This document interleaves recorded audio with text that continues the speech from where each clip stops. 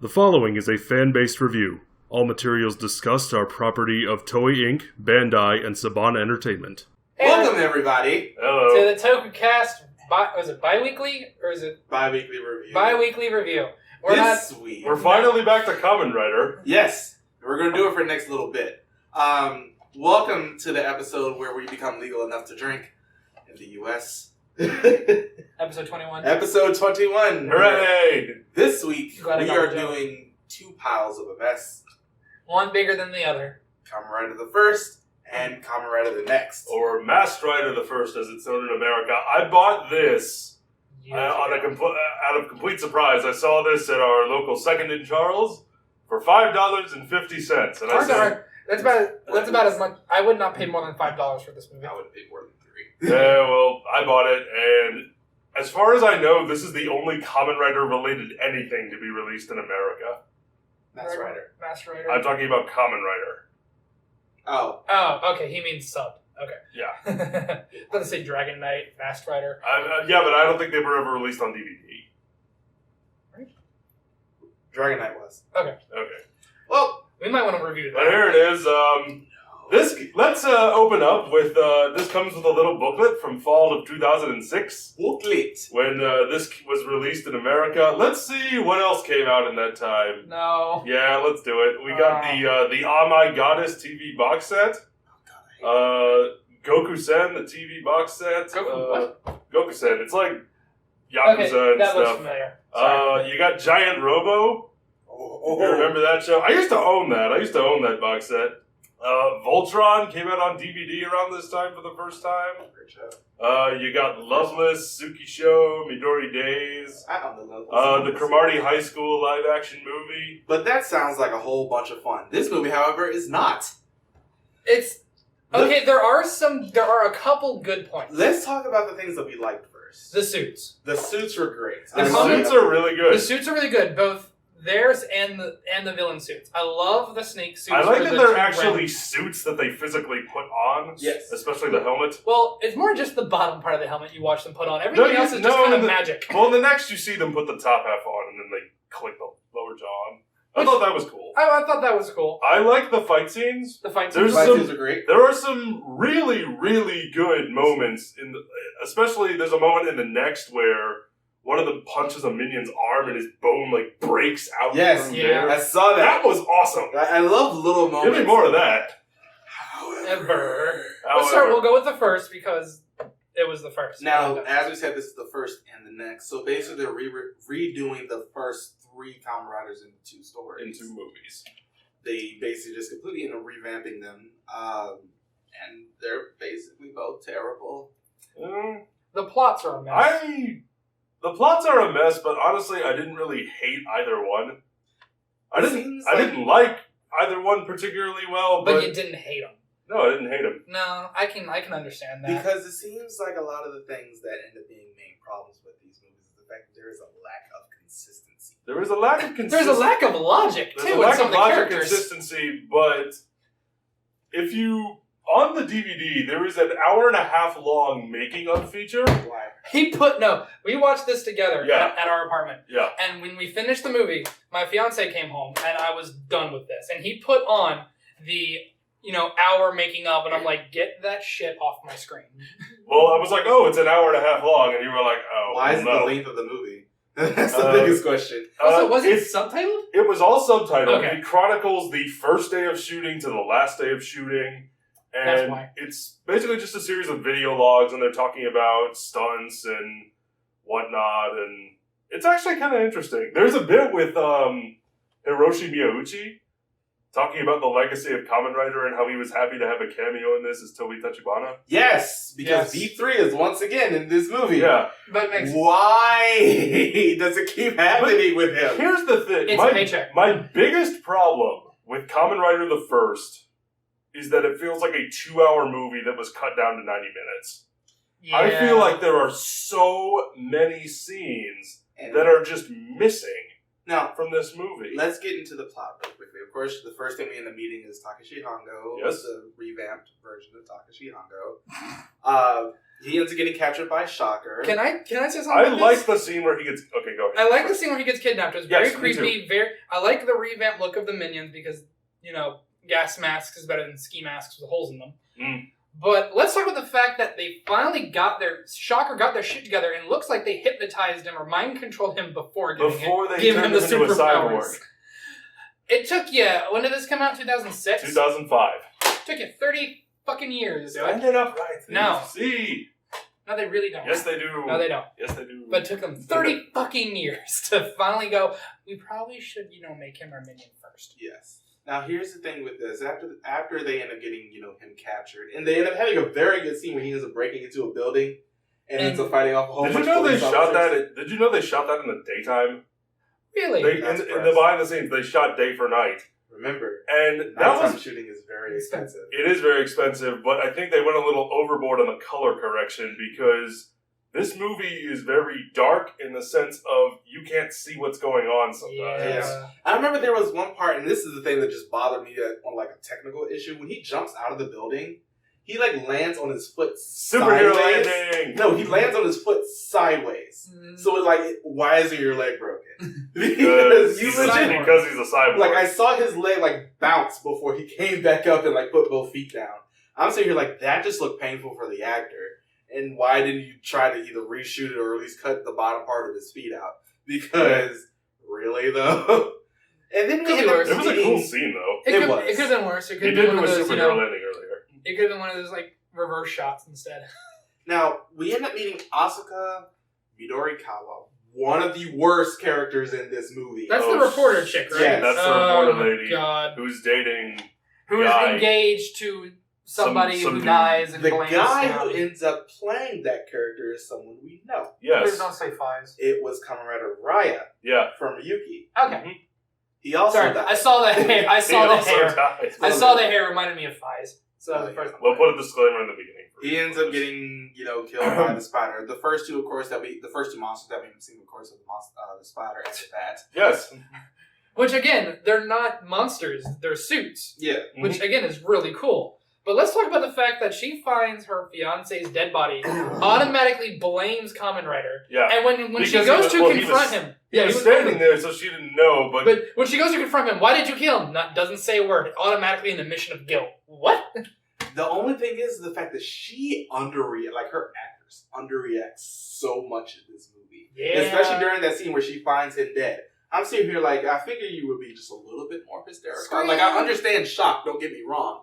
But it's just like, a scream. You don't portray that well at all. Yeah. It's just, you underreact so hard, I can oh my god, he's dead. There's probably a reason she wasn't in the next one.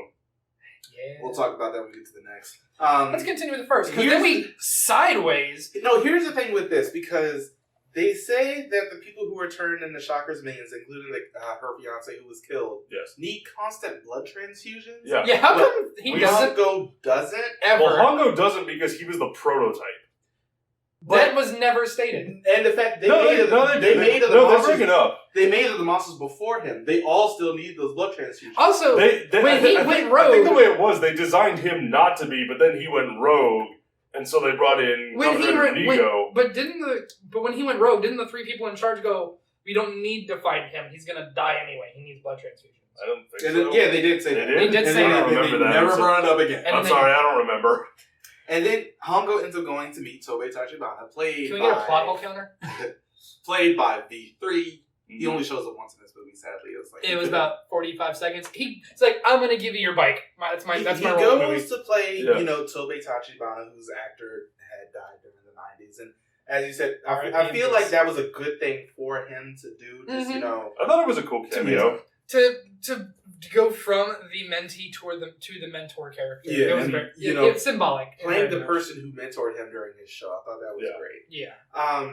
Still don't understand. After she goes to go ahead and confront him, it's just like, why didn't you tell the police? She doesn't tell the police. Yes, that was my first guess. She doesn't really do anything except awkwardly yell at him and slap him a few times. And then I leave. And then she gets kidnapped. Yeah. Now, can I say one thing? A subplot during this. Sure, let's call it that. Or we can call it a hard left turn to a dying Or we could call it, wait, is there a different movie that got spliced in here and they just ran with it? Thank you. because they bring it up out of completely nowhere Absolutely with these two terminally ill hospital patients who. Well, one is not revealed to be a terminally ill hospital patient until after they go out the first time. But you have angsty teenage boy who wants to kill himself because he's dying anyway, and we're like, literally wait a minute, what movie is this? Because this is no. Yeah. Now they get offered the chance to live by Shocker, and they go. And of course, that's not till way later in the movie. And it's just like, I understand that you tried to tie these two things together, but it was so forced. That was a spliced job I've ever was. They get turned into Cobra and Snake, who admittedly I really like their outfits. Oh god, yeah, they were great outfits. Yeah, they were great. But it's just like, okay, but why though? So they also, it's been like a year since they were in the hospital, and that's not really made known until like 75% of the way through the movie. Yeah. Now, Hayato Ichimonji, who, was originally Kamen Rider Nigo in the original Kamen Rider, right. After Asuka's fiance gets killed, she goes ahead and sees this guy who looks exactly like him, and apparently it's not him. His name is now Hayato instead of whatever the hell his name was, because he doesn't matter until this point. He ends up trying to go ahead and beat Kamen Rider Ichigo. That doesn't work, so he decides to go ahead and team up with him. There's this one pretty scene, much just like that, too. Basically. There's this one scene where they're on a boat after she gets kidnapped. Yep. And they come up there, and apparently they blow up the boat, and next thing you know, you see Ichigo and Nigo on their bikes riding up a cliff. Yep. or riding up the beach. Out of the water. Yeah, that too. Because apparently Kamen Rider X was like, oh, hey, you can borrow some of this. They rode up a down escalator. Yeah. Just like... You will not see that again until Ghost Rider. And the weirdest thing is the fact that it makes no sense, because that jump cut is hard. It really... That's another thing. So many fucking hard jump cuts in this movie. Yeah. And the thing is, kind of disorienting. They end up having a fight with Snake and Cobra. They end up beating them along with the other guy. And the weirdest part about this is the fact they tried to make these two kids the other guy was the bad. Like, they try to make them seem like you care about them.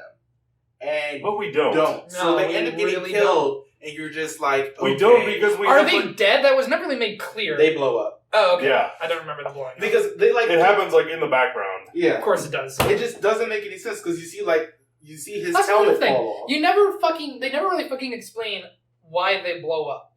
They just do.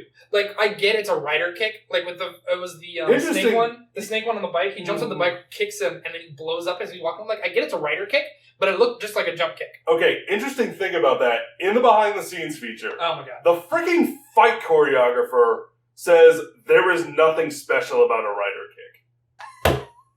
Not these ones, at least. No, he freaking says that. It's like, what do you mean there's nothing special? This is the signature finisher that every Kamen Rider has. The weirdest thing is it should be special in some way. Like, yeah, he has the rider kick, but he also has rider punch, and he doesn't use that at all. That doesn't rider get chop, he doesn't use it at all. He just kind of punches people. You have other finishers. Why are you only using the rider kick? Like, I would blame the fight choreographer. I would blame the fight choreographer at this point, because he does not have the soul of a because of what he said. He's like, there's nothing special about a rider kick. It's just a kick. I mean, you have the theme fire song, his ass in the original theme song. Rider kick, rider punch. It's like, it's there. Why aren't you using it? I don't think mention the fact we that don't get a rider punch until Kamen Rider The Next, and even then we only get one. If I was a director for a Kamen Rider movie and my fight choreographer says there's nothing special about a rider kick, I would tell him to get the fuck out. It's like hire somebody else. The thing about this, and then of course they end up saving. Isn't that a bit like telling somebody directing a Superman movie there's nothing special about flying? Yeah, but it's like they end up saving Asuka, who was going to be turned into a monster, but then who cared? I did. Well, let's talk about their process. It's a drill to the top of your skull. Yes, that was like, oh, well, that's a thing. Damn. I mean, at least you won't miss. That's a point. Yeah, that's a great point. But it's just like they end up saying. Is that how the mind control works? And then I don't know. We end up getting to Kamen Rider The Next, where she is never shown again. But I think it's for our benefit. It's true. She was a terrible actress And a terrible character. Now, going into Kamen Rider. Is that enough to say about the first? Oh no, yes. Can we talk about one other thing? Yeah. Remember when she was at night, she was getting kidnapped? Kamen Rider saves her. Yeah.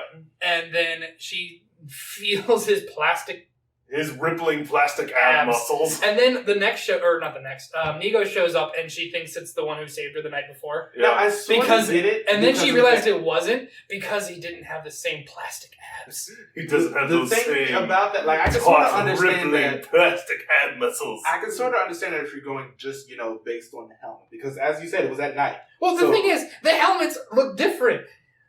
More so during the daytime. At night, that's going to be the same color no matter what. There's a stripe on it. Yeah. That's also the main thing. There is a white stripe in the middle of it, but it's just like, okay, but how though? And the thing is, they end up resolving that plot point so quickly because they realize what they're talking about is bullshit. Thank you. So, it really is. This Also, like, wait, I was pointing this out. Why are the antennas so big? Like, I get they're supposed to make it look more like a grasshopper, but eventually you feel like they're just going to be waving about. Yeah, but they're like solid, so... I would maybe take a couple inches off. That's it. That's a nitpick. That's just a nitpick. Now, going into the second one. Do we have to? So the Ring and the Grudge were very popular during this time. I can tell, because the movie opens, and you'd swear you put a different movie on. Where's the alcohol? The name of the girl is Chiharu, and apparently it's not her. She died prior to this, and but it is her producer and the director of the company that she was a part of have been like making these girls look. They've been making the girls who caused her. She was disfigured by a prank. Yeah, and she got pushed down the steps and fell into electrical. Of course, you don't find this out until way later into the movie, But you can't sing Platinum Smile without dying.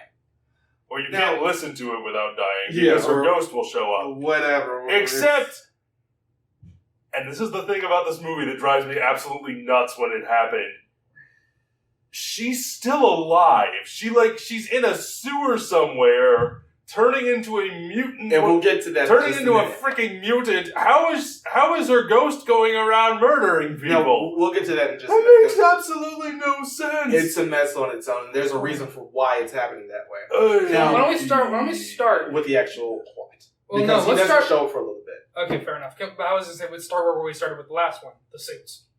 What do you think of the revamped V3 suit? I like it. Yeah. I like. Is it kind of like the original better? The original's hair is a little bit too big. It's a little too big, but I think I like the color better. Also, the guy who plays him, we know him as well. It's Drake. Kamen Rider Drake. Oh my god, I prefer him as Drake. Ultimate makeup. But not to mention, I just thought Drake was a really cool concept. He was hilarious. The gun, which is anyway. Now here's the thing because we end up. This is 2 years after the first. And I feel like this is 2 years after the first. What the heck happened to Kamen Rider 1 in those 2 years? Because now he's teaching at Cromartie High School. He's legitimately teaching at high school. What was his job before? He was like he was like a collegiate professor studying water crystals. Oh, he was doing like work that people actually liked, and he had like a prestigious position. And then they just now he is teaching at a high school for delinquents, and the principal there is like the most apathetic character that I've ever seen. Now I probably realized that water crystals are boring as shit. True. I did like the female lead in this one a lot better. I liked her too. That's not really saying. Yeah, it's not saying much, but she existed and she was a lot better than the one for. She existed. She actually had a connection to Ghost Lady. Yeah, they were best friends. Her name is. Can I just put Ghost in quotation marks? Is that it? Kotomi. But just put Ghost in quotation marks for the rest of this review. Now, here's the thing about this one, because Kamen Rider Ichigo, he goes out and he fights a lot. He ends up fighting, the other riders that Shocker made. And some great fight scenes, by the way. Mm-hmm. Really they were great. Along with this lady who has a chainsaw for a hand. Well, that she can What's her re-row. name? Her name is Chainsaw Lizard. Also, you see her boobs. Or they should just... Yes, you do see her boobs randomly. Can we just change her name to Ash? You see boobs and you see man butt in this movie. Yes. Which I was a little surprised about. Yeah, I was like, this is... But one thing I think we absolutely need to stress is that these movies were made for adults who grew up watching Kamen Rider when they were kids. Yeah. But these movies are not meant for children. We end up having a plot and a subplot. Once again, we have two different movies spliced into each other. It's true. Because they try to blend the horror genre into this, and everybody's just like, okay, but why though? But why though is a very good thing to say about this. That should be the subtitle of the movie. Kamen Rider The Next, but why though? Coming this summer. It's just like, okay. So it confused the hell out of you. Here's the whole thing with Kamen Rider of V3.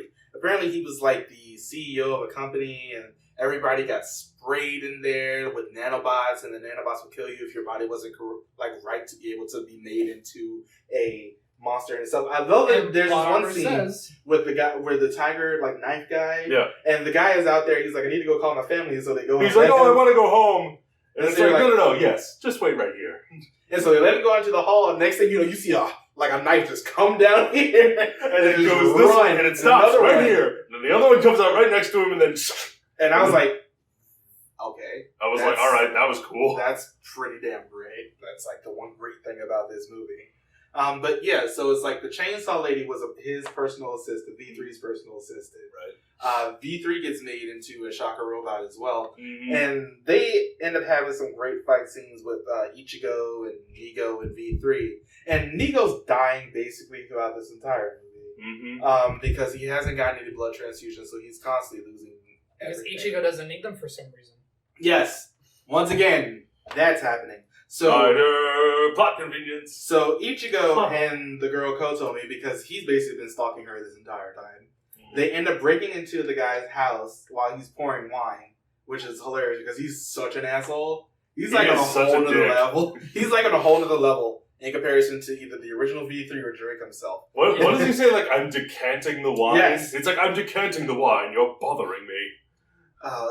Ruffians. Now, the whole thing with Chiharu, they end up breaking, well, at least the girl does end up breaking into the place after the second one that was turned into Chiharu doesn't end up getting killed, but she's being stalked, and then she ends up getting killed later, and then so does the producer and the director, and she's just over there listening to Platinum Smile, the song that nobody can listen to or else you die.